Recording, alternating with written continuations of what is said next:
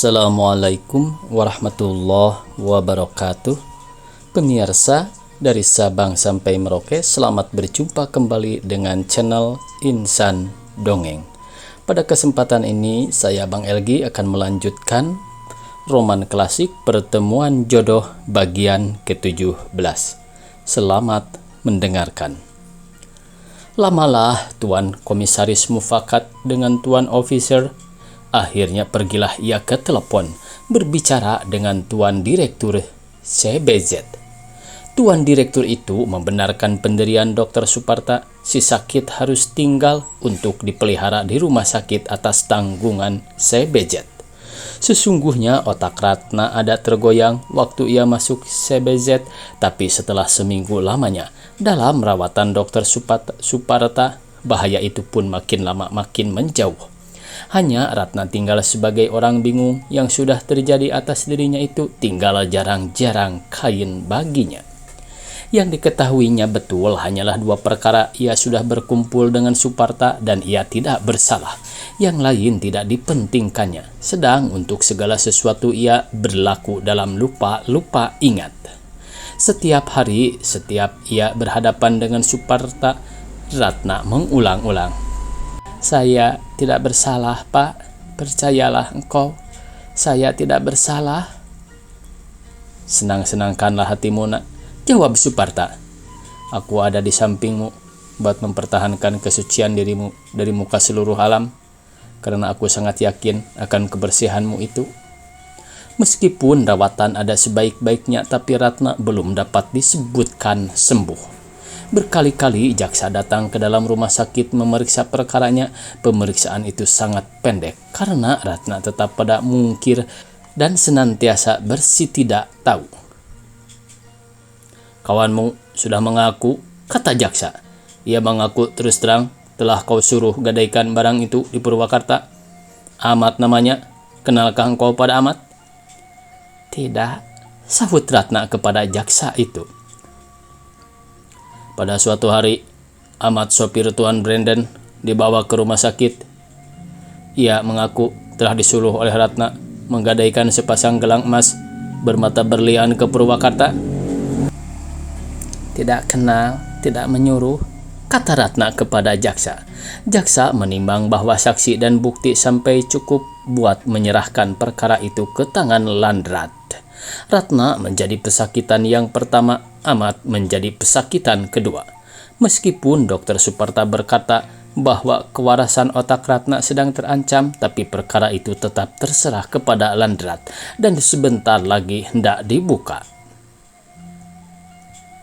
2 bulan sesudah Ratna dibawa ke rumah sakit, perkaranya pun dibuka di muka Landrat.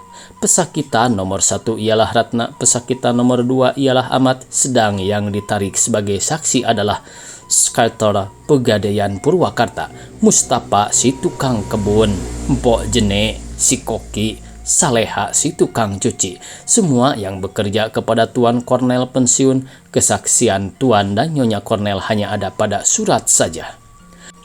Suparta menyediakan seorang Mr. Indirection buat membela Ratna, karena ia yakin bahwa Ratna tidak bersalah dan boleh jadi telah menjadi korban fitnah semata-mata. Dipanggil menghadap pesakitan Ratna Juwita, umur kira-kira 19 tahun, pekerjaan babu Tuan Kornel pensiun.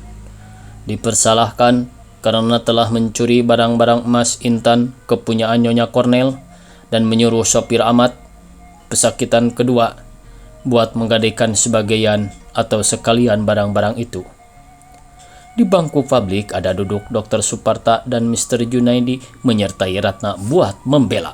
Muka Ratna masih tampak pucat karena kesehatan tubuhnya masih terganggu. Pakaian yang sederhana secara layaknya bagi seorang babu.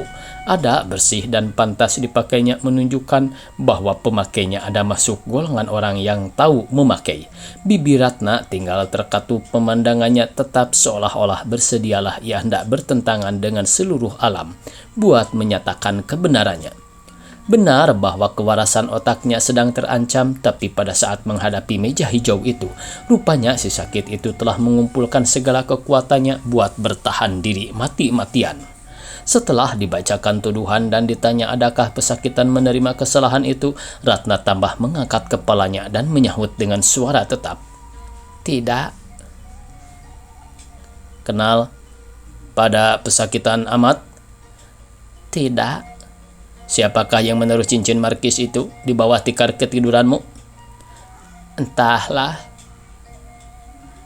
"Oh, mustahil barang itu akan datang melancong sendiri sampai ke bawah tikarmu." "Saya tak tahu," sahut Ratna kepada jaksa. "Lebih baik engkau mengaku saja supaya hukumanmu lebih enteng." "Bagi saya sekali-kali tidak akan menjadi kepentingan rupa dan lamanya hukuman itu bila saya memang salah. Oleh karena saya tidak bersalah, jangankan hukuman penjara semenit, sangkaan orang bahwa saya sudah mencuri saja sudah saya rasai sebagai suatu hukuman yang seberat-beratnya, setimbang dengan hukuman mati." "Engkau sangat pacak berkata-kata. Siapakah engkau?" "Nama saya Ratna." "Sekolahkah engkau?" Saya rasa pertanyaan yang serupa itu sekali-kali tidak bersangkutan dengan perkara saya. Tuan jangan marah jika saya tak suka memberi keterangan tentang perkara itu." "Kami belum tahu perlukah ini dan itu yang berhubungan dengan keadaan dirimu sendiri kami usut atau tidak. Tapi buat sementara waktu, baiklah kita tangguhkan dahulu buat menyelidiki hal itu. Pendeknya, engkau tetap mungkir."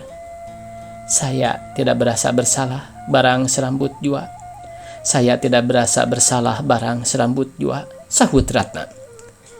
"Dari selai surat resi kantor pos adalah nyata bahwa engkau telah mengirimkan uang Rp25 kepada Atmaja Tani di Tagok Apu, yaitu pada hari barang-barang Nyonya Kornel hilang itu. Dari mana engkau dapat uang sebanyak itu?" "Celengan dari gaji saya." "Berapa gajimu?" Rp15 sebulan. Tempat kediaman fridge." "Berapa lama engkau sudah makan gaji pada Nyonya Kornel?" 3 bulan lebih beberapa hari." "Oh, jadi sisa gaji 3 bulan itu yang kau kirimkan kepada itu Atmaja? Bagus. Siapa Atmaja itu?" Ayah saya." Jarang bertemu anak yang mengirimkan gajinya sebanyak itu kepada ayahnya. Kebanyakan perempuan mau memakai." "Boleh jadi," sahut Ratna. "Dalam taruhanmu ada pula kedapatan surat gadai ini. Yang digadaikan ialah barang-barang emas Rp150 dan ada pula kedapatan medalion emas berisi potret anak muda. Dari manakah barang-barang itu kau curi?" Ratna mengangkat kepala, seluruh tubuhnya gemetar, maka berkatalah ia dengan tenang sambil menentang Tuan Presiden seolah-olah hendak menilik sampai ke dalam kalebunya. "Keberhasilan dan kejujuran sesama manusia itu harus diyakinkan. Kebusukan dan kecurangan harus dibuktikan. Saya batalkan hak Tuan buat menuduh saya dengan laku serupa itu." Tuan Presiden mengangkat bahu. Gambar anak muda yang ada dalam medalion itu mengedara dari tangan ke tangan. Masing-masing hendak melihat dia. Mr. Junaidi pun turut melihat lalu melayangkan sudut matanya ke tempat duduk Suparta sambil tersenyum. Suparta terperanjat. "Jadi, engkau tetap mungkir?" tanya Tuan Presiden pula. "Baiklah. Pesakitan kedua bawa menghadap."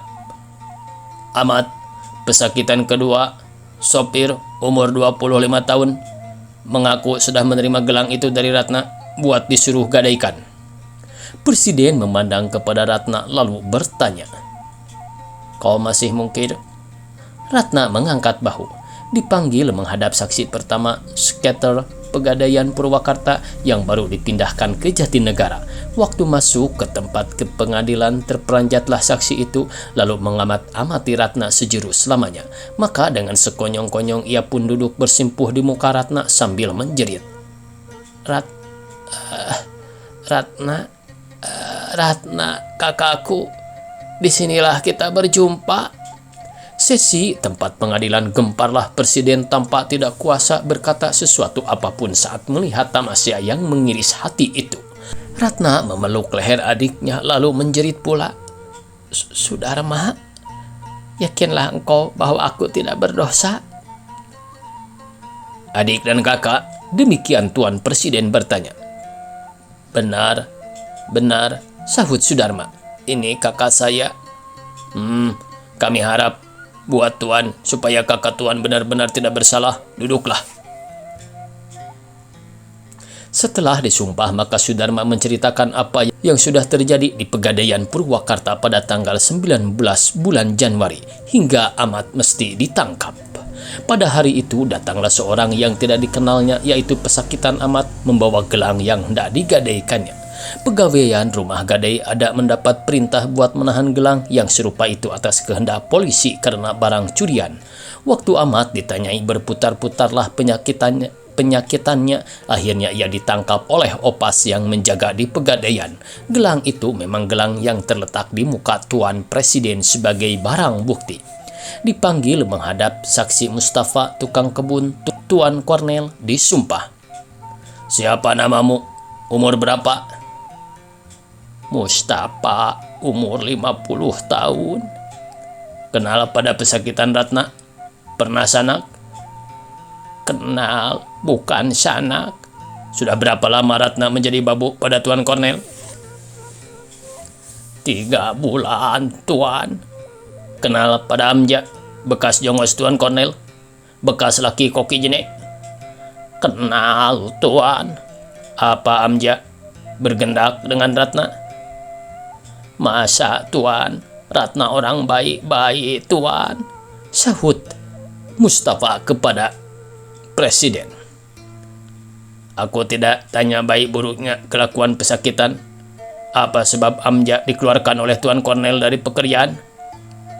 Amja tidak dikeluarkan, Tuan, melainkan minta keluar sendiri sebab pusing. Pusing apa? Mula-mula pasal berkelahi dengan Ahmad, sopir Tuan tetangga. Sebab Amja cemburuan kepada Ahmad. Sesudah itu koki jenis sendiri yang cemburuan. Si Amja pusing deh. Kenal pesakitan Ahmad? Sudah tentu kami kenal. Pernah sanak? Wah, masa sanak aneh segala yang begituan? Sahut Mustafa kepada Presiden. Jawab yang betul, sanak bukan? Tidak sanak, tidak saudara, Tuan. Tidak sekampung, tidak senegeri. Saya orang Jakarta Tulen. Ahmad sering datang ke gedung Tuan Kornel sesudah ia dilepas oleh Tuan Brandon. Keruan aja, Tuan. Sering? Perlu apa? Buat gantiin tempatnya si Amje di kamar koki, Tuan. Datangnya siang-siang hari? Masa dia berani kalau di gedung lampu udah dimatiin? Ahmad baru berani datang dari belakang, pura-pura buat ngobrol di tempat saya, tapi nginepnya di kamar koki. Ahmad sudah nikah dengan koki jene? Wah, nikah di mana, Tuan? Sahut Mustafa menerangkan sejujurnya. Bila Ahmad datang penghabisan di gedung buat menemui koki jene? Saksi Mustafa memikirkan sejurus lalu berkata, malaman puase tanggal 22. Kapan datangnya? Malaman 21 bulan puase. Jadi 2 malam Ahmad menginap di kamar koki jene? Betul, 2 malam, Tuan, sahut Mustafa. Hari apa Ahmad keluar dari gedung dengan tidak kembali lagi? Lupa, Tuan. Kamu tahu malaman puasanya, harinya lupa. Buat malamnya saya kagak bisa lupa, Tuan, sebab esoknya Ahmad mau tinggalin si jene. Si jene maksa-maksa minta persekot. Dari nyonye sudah tentu kagak bisa hasil, sebab biasanya orang-orang bisa terima persekot di malaman 27. Saya sudah bilang percuma lu minta siang-siang, baru tanggal 21, tapi dasar sejenek sih bengal. Jadi kau ingat betul, keluarnya Ahmad buat penghabisan dari gedung ialah tanggal 20 bulan puasa? Tidak salah, Tuan, sahut Mustafa. Pagi-pagi, subuh-subuh, baru pukul 4, Saya barusan habis makan sahur. Saya dengar Ahmad keluar dan ngomong-ngomong dengan Koki. Ngomong apa? Koki bilang, nah, gegares lu kesane, biar lu main kek, biar lu roroyalan. Masa bodoh, gue kagak ambil pusing. Tapi hati-hati lu, kalau gue dengar lu pergi sama cabo. Habis itu, Ahmad bilang apa? Ahmad bilang, dasar si tuwe bangke lu, kagak lain lu, cuma bisa cemburuan doang. Jadi, kalau Koki Jene memang berkata demikian, rupanya ia memberikan uang kepada Ahmad. Saya sendiri sebetulnya juga heran tuan. Padahal itu sore Koki minta persekot, Nyonye tidak kasih. Mau dikate Koki gadein barang tidak bisa karena bari hari sudah sore. Kalau pinjam dari mana si Jene kagak keluar. Tapi paginya si Ahmad rupanya terima uang dari Koki. Kalau Koki tidak kasih uang, masa ada perkataan yang kayak gitu? Selain dari itu, apa kamu ada dengar lagi yang dibicarakan oleh Ahmad dengan Koki? Buat itu malam penghabisan memang tidak, tuan. Cuma satu malam di mukanya, dua-dua lagi cekcok. Kamu dengar apa? Sahut Presiden. Saya lagi rebah-rebahan di bawah pohon rambutan. Lantaran dalam kamar keliwat panas. Hari jam 11 malam, bulan belum keluar. Lagi itu keliwat gelap. Saya dengar ada suara orang ngomong. Koki Jene ame si Ahmad bawa tikar ke bawah pohon jambu. Dia kagak tahu saya ada di dekatnya. Ahmad maksa minta duit ame Jene.